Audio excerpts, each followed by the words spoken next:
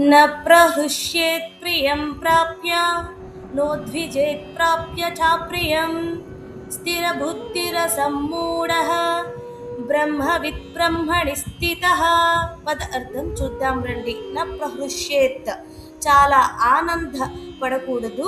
ప్రియం ప్రాప్య ఇష్టమైనది వచ్చినప్పుడు. నముద్విజేత్ కలత చెందకూడదు. ప్రాప్య చ అప్రియం ఇష్టం లేనిది వచ్చినప్పుడు కూడా. స్థిర బుద్ధి స్థిరమైన బుద్ధి కలవాడు. అసమ్మూఢ మోహం లేనివాడు. బ్రహ్మవిత్ బ్రహ్మాన్ని తెలిసినవాడు. బ్రహ్మణి స్థిత బ్రహ్మంలో స్థిరంగా ఉన్నవాడు. ఇప్పుడు తాత్పర్యం చూద్దాం రండి. కృష్ణుడు చెప్తున్నాడు, అర్జున ఇప్పుడు సమత్వం ఉన్నవాడి లక్షణం విను. ఇష్టమైనది వచ్చినప్పుడు అతను అతిగా సంతోషించడు. ఇష్టం లేనిది వచ్చినప్పుడు అతను కలత చెందడు.